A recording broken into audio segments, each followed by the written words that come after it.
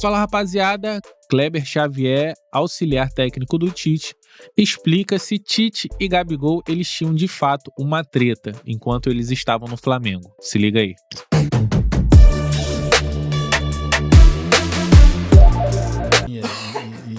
Nas entrevistas, no podcast que eu participo, as pessoas sempre perguntam.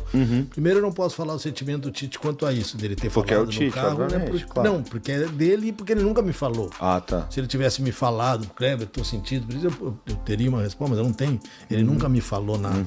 Eu falo por mim. Aquilo, a mim ou a nós, não teve efeito nenhum, a gente nem pensou nisso, não tem nem esse pensamento, nunca conversou sobre isso, né? Nem falou para ele, olha aqui, o que falando, nem ele veio trazer, então não teve situação nenhuma, né? A situação real do Gabigol, ela vem quando a gente chega pro trabalho natural e normal, da gente dar uma continuidade pro Pedro, pela característica do Pedro, por gostar do jogo do Pedro, por ter levado o Pedro para a seleção, por fazer com que o Pedro performasse, e o Pedro com a gente performou, acho que nos melhores momentos dele, né? Com e sem bola, foi um jogador efetivo na perda da bola, de pressão e de estar ali. O próprio Gabigol falou isso em programa, que se o Pedro continuasse, ia fazer 100 gols no ano. Então, assim, a gente pensou isso, né? Pensou em trazer o Carlinhos, quando o Carlinhos vem do Nova Iguaçu, para ter um jogador com característica parecida, porque ele fez um bom campeonato e era uma possibilidade de negócio, surgiu para a diretoria trouxe, pô, beleza, um jogador que a gente com uma característica diferente. Sim. A gente não via no nosso desenho de jogo jogar com o Gabriel de 9 isolado, né? Por uma característica dele, de atacar espaço, não via nesse sentido, vinha como um pivô. Tanto que a gente tentou trabalhar, sempre que a gente usou mais o Gabriel, a gente usou o Gabriel mais como segundo, vindo por trás, para fazer uma função junto com, não igual ao que o Dorival usou, porque o Dorival usou um desenho de losango por trás dos dois, né? Claro. E nós não tínhamos esse desenho, entendeu? Então a gente trouxe por trás um 4-4-2, com eles dois por dentro, o Gabriel chegando mais por trás, movimentando mais por trás. Sim. O Gabriel teve uma outra lesão, teve problema de afastamento, naquele caso do doping, teve problema de afastamento por causa da camisa que ele não vestiu. Então teve momentos assim que ele não estava acompanhando o processo, né? Não estava, né? No primeiro momento foi isso, foi uma opção, terminou o ano, a gente usou pouco ele naqueles 12 jogos iniciais. Depois, nessa sequência, também a gente foi dando a ele, junto dos treinos, buscando uma situação ou outra, mas não entendia ele viver um momento que nos desse essa resposta. Sim. Né? E essa resposta ele não vinha dando, né? Porque se tu pegar os últimos trabalhos dele, né? Antes da gente assumir, eram trabalhos que ele entendeu? Ele não vinha desenvolvendo, pegar os números e pegar os trabalhos, né? Com treinadores anteriores, né? Sim. Eu acho que antes da gente foi o Sampaoli e o Dorival. Não. Antes o Dorival ele foi bem, ele e o Pedro o Vitor Pereira.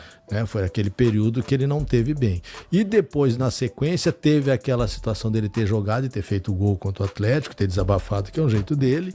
Né? E agora uma sequência num novo clube até acertar, até o time crescer. E não está crescendo, né? Isso.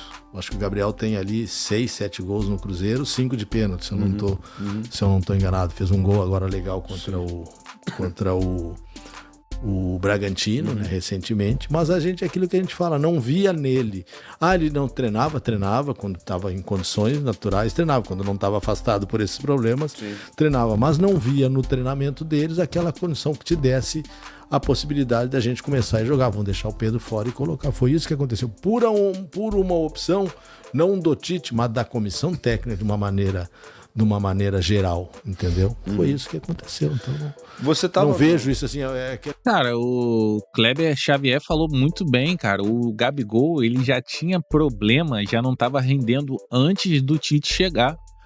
Com o Sampaoli ele foi banco, com o Vitor Pereira ele foi banco, ele não vinha rendendo, cara. Se falava muito de problema dele com o Tite, mas mesmo que tivesse problema pessoal entre os dois, o Gabigol não rendia. Como é que ele ia jogar, cara? E o Gabigol parece ser tão mimado que ele não entendia isso. Tanto quando o Tite saiu e o Flamengo ganhou, né, a Copa do Brasil do Atlético Mineiro, o Gabigol deu a entrevista falando, né, que o Tite tinha problema pessoal com ele, não respeitava como pessoa nem como jogador, não botava ele pra jogar, mas ele não rendia, cara. E o auxiliar dele tá falando aí o motivo, no treinamento ele não rendia, e já é há muito tempo. Com os 2 treinadores anteriores ele já não rendia. Você vai fazer o quê? Você vai colocar ele pra jogar? Não tinha como tirar o Pedro. Claro. Um ídolo do Flamengo, teve toda essa situação. Naquele momento teve gente que se colocou contra ele, né, de torcedor. Não sei em que ponto ficou essa divisão, 50-50, 70 a favor, 30 contra.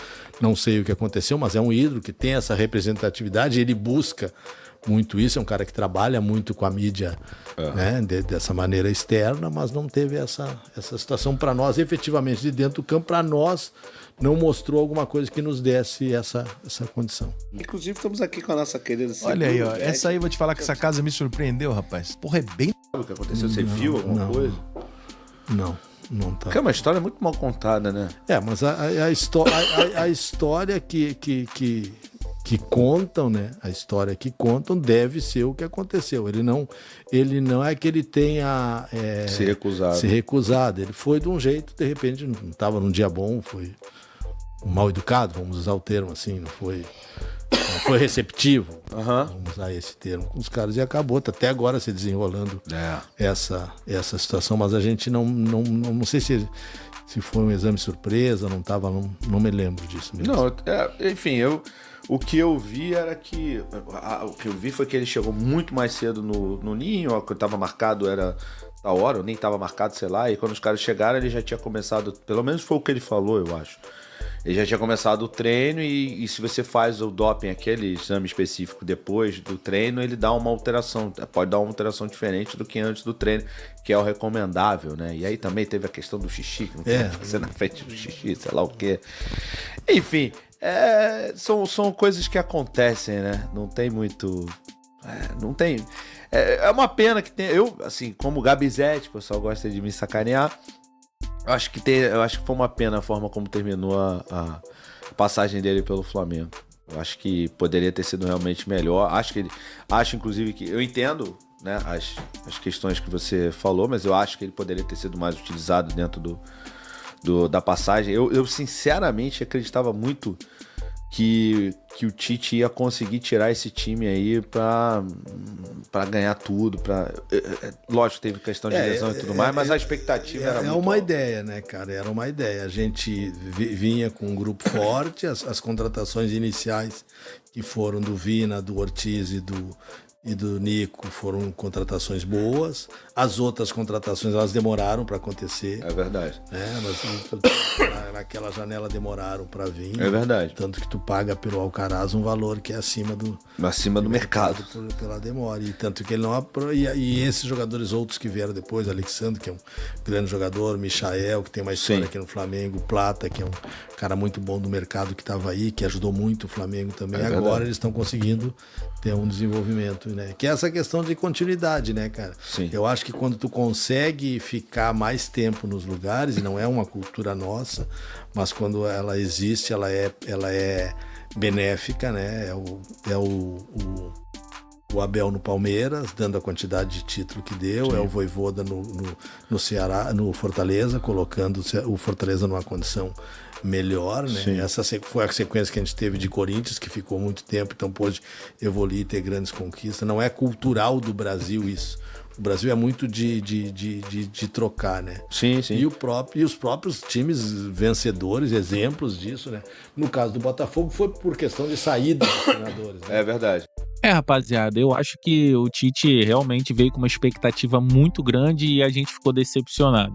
Acredito que até eles mesmo, o Kleber aí, dá pra ver pelo jeito dele, que ficou decepcionado com o rendimento deles no Flamengo, né? E o trato dele com o Gabigol foi certíssimo, cara. Certíssimo. Não vinha rendendo, não tinha por que colocar o Gabigol em campo pra jogar mais vezes.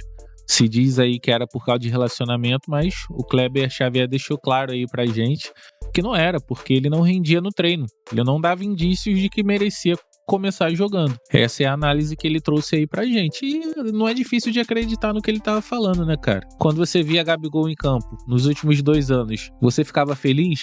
Você sentia que ele tinha que ser titular no próximo jogo? Não. A despedida dele com os gols na final da Copa do Brasil foi legal, para não deixar a imagem dele manchada pelo fiasco que ele foi nos 2 últimos anos e os problemas que ele trouxe extracampo. Foi para manter o status dele como ídolo pelo que ele fez em 19 e 20. E em 22 também. É isso. Então saiu no 0-0, ele feliz, a gente feliz e tranquilo. O link do BarbaCast vai estar aqui na descrição. Eu sou o Master Rubro Negro. Valeu, valeu!